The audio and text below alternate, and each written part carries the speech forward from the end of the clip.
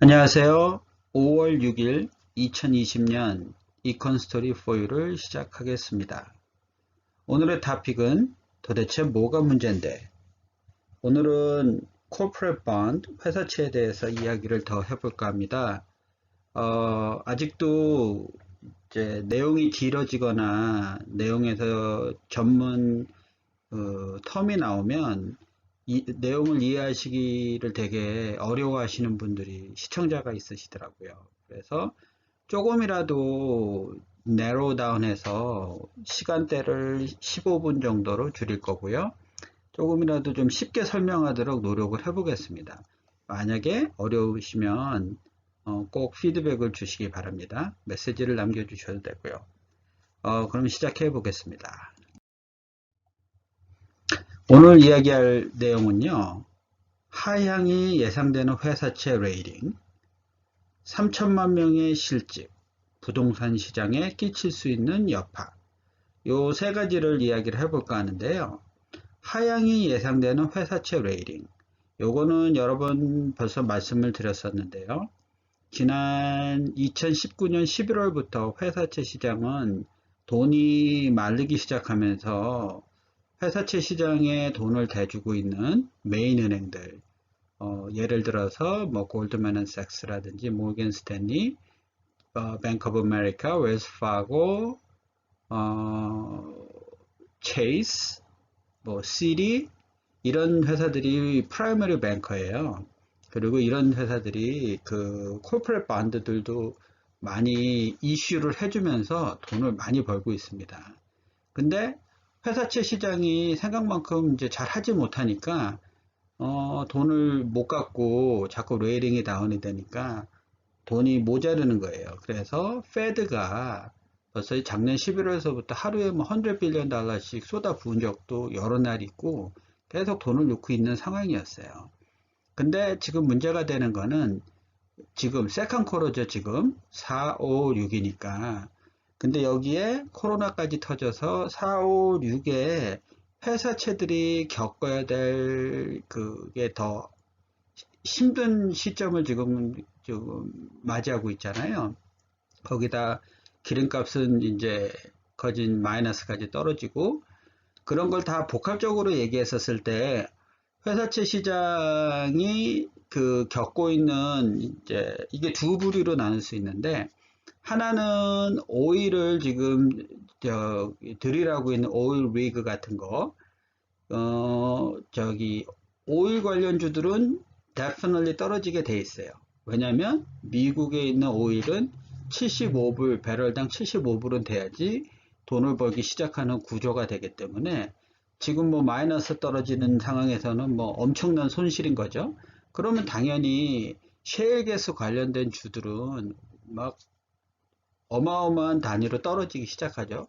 그러면 그 부류에 관련된 주식들은 일제히 똑같이 어, 채권채 레이팅이 강등을 하게 돼 있습니다. 그래가지고 그것 때문에 지금 더더욱 이제 문제가 돼서 돈을 쏟아붓고 있는 거고요. 지금 많은 분들이 3천만 명이 실직이 됐다 그러면 그냥 뉴스 한 줄로만 보는 거지 이 3천만 명이라는 숫자가 앞으로 몰개지 회사, 렌트 안 내는 거, 뭘 페이먼 안 내는 거, 크레딧 카드 페이먼 안 내는 거, 아우로 페이 못 하는 거, 아이들 있으면 저기 스튜던트 론 페이 못 하는 거, 외식 못 하는 거, 뭐 여러 가지들의 여파가 미국 전역으로 퍼질 텐데, 그러면 이제 그 여파가 어마어마하다라는 거를 솔직히 정부에서 어떻게 해주겠지라는 생각이라든지 그런가 보다라고 그냥 거기서 그냥 생각이 멈춘 거예요. 그렇기 때문에 저는 요즘도 계속 저는 대출을 하고 있는 사람이에요. 그렇기 때문에 많은 분들한테 준비를 하십시오라는 이야기를 계속 하고 있습니다. 아직 시작도 안 하기 때문에 뭐가 오는지에 대한 감각도 없으시고 얼전시도 없으세요.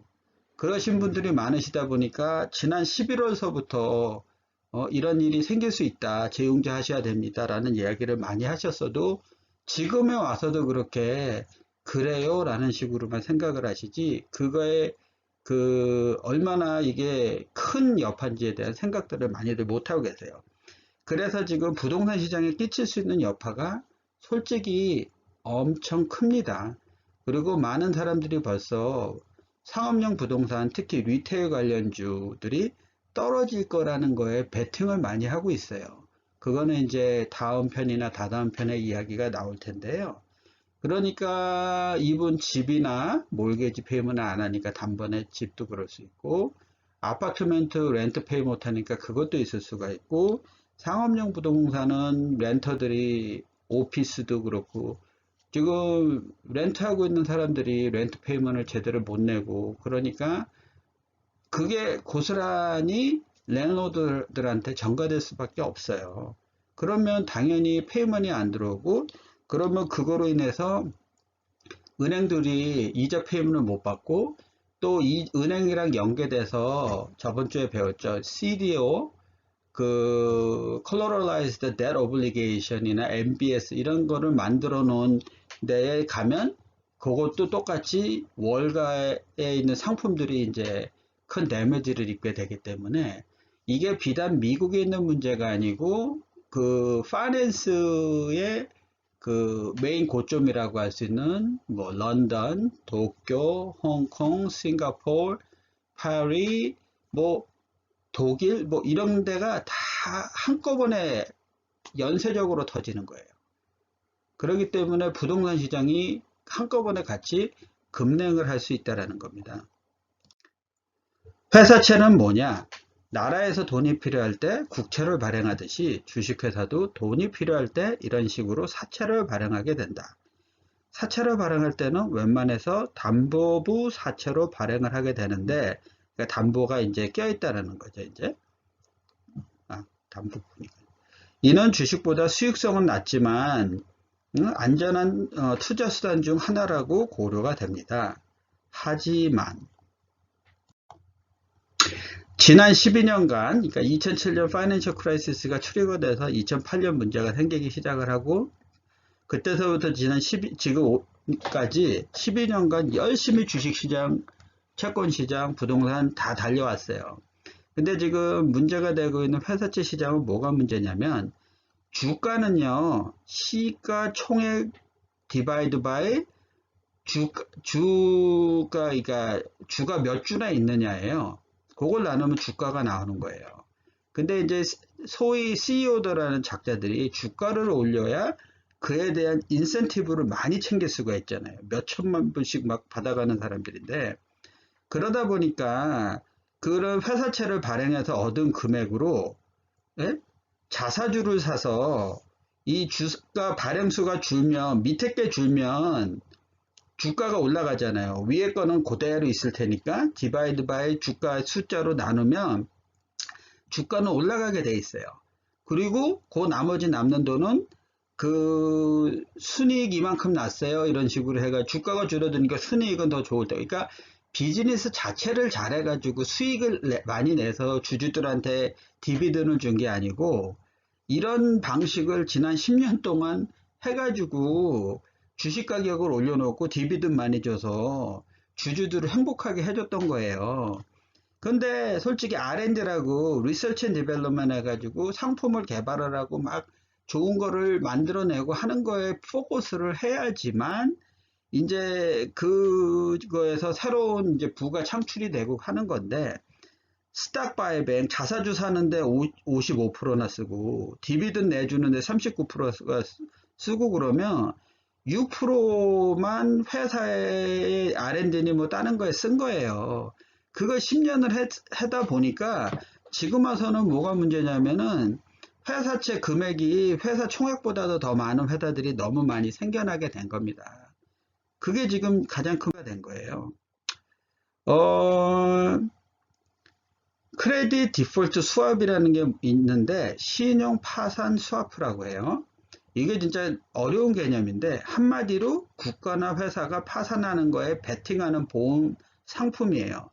그러니까 기업이나 국가가 파산해 채권 대출 원리금을 돌려받지 못할 위험을 사고 파는 신용 파생 상품이다. 즉 대출이나 채권 형태로 자금을 조달한 채무자의 신용 위험만 따로 떼어내 매매하는 것이다. 예를 들어 A은행이 B기업의 회사채를 인수할 때 B기업이 파산을 하면 어떠나라는 고민을 하는 거예요.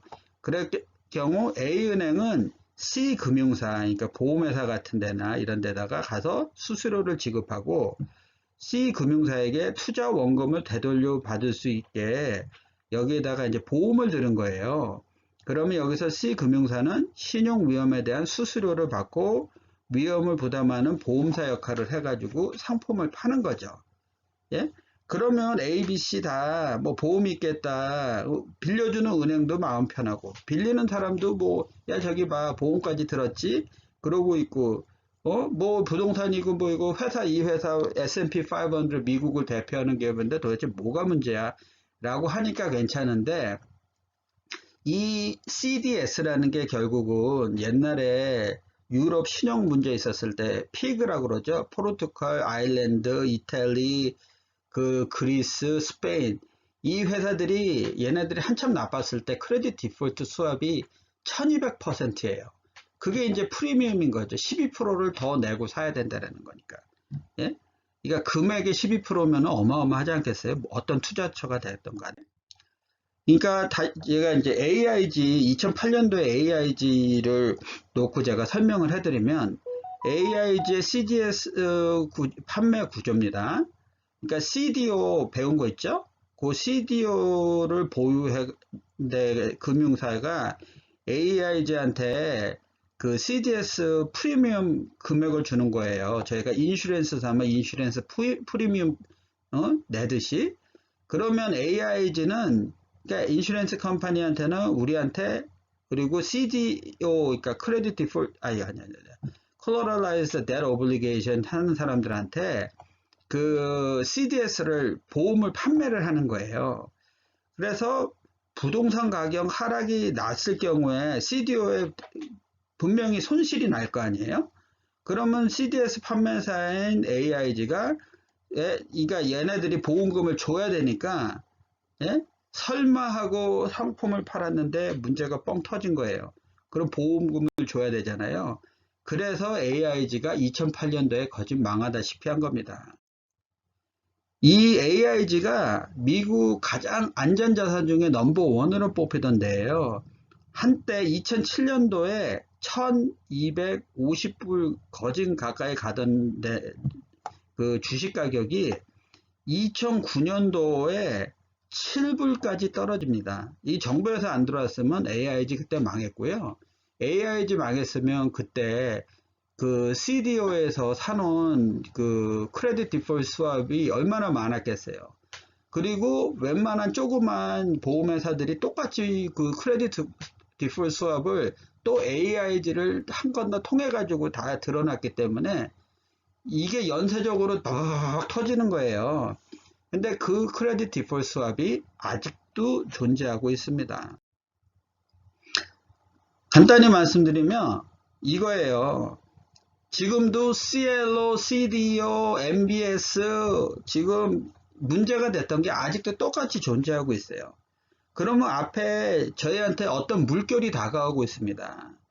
그리고 서프보드 하나 들고 달랑 서 있는 이 모습이 결국은 빨개 벗고 있는 저예요. 먹을 게 있는 것도 아니고 뭐도 아니고 예? 담담하게 서 있는 거죠.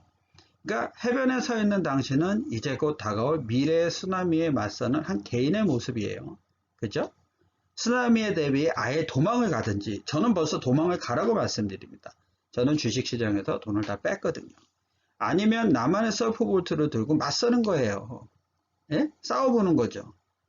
왜냐하면 2020년 모든 게 다 무너질 때 44배, 4400%의 투자 수익을 낸 사람도 있습니다.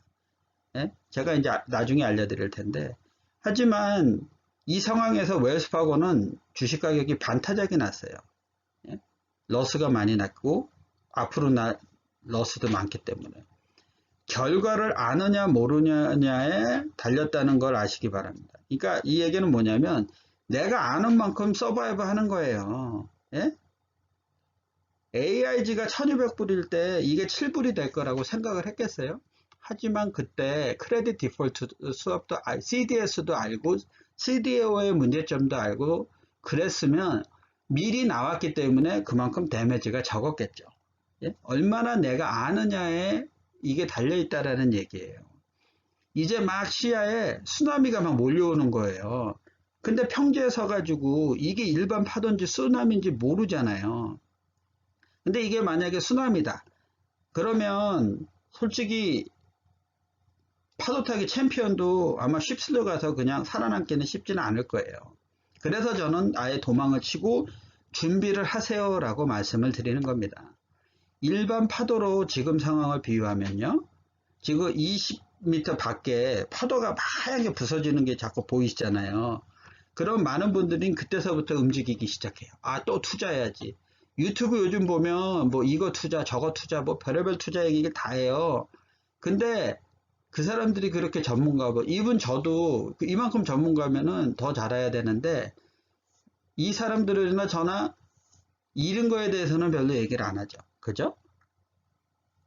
그렇기 때문에 여러분들이 본인 판단에 의해서 모든 게 결정을 해야 되는 거예요. 근데 이제 더 간단히 말씀드리면, 부서지는 파도가 나한테 다가와요. 그때 또 벌써 내 눈앞에 보이니까 이제 투자해야 돼 라고 움직이시는 분들이 있는데, 저는 그것도 아니라는 이야기예요.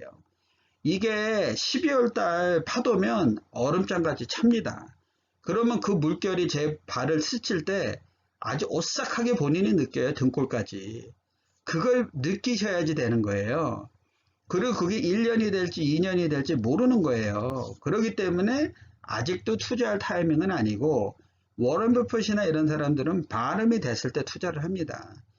그거를 어떻게 하냐면, 나를 지나친 파도가 한참 후에 나를 다시 스치고 빠져나가요. 더 이상 찬기를 못 느낄 때. 그때가 투자를 하실 시점이고, 그때 투자를 하셔도 늦지 않다라는 이야기를 해드리고 싶은 겁니다. 정해진 정답은 없어요. 하지만 이게 보편적인 방식이다라는 이야기를 드리는 겁니다. 오늘은 여기까지 하겠습니다. 항상 꼭 subscribe 해주시고 좋아요, 알람 설정 부탁드릴게요. 감사합니다.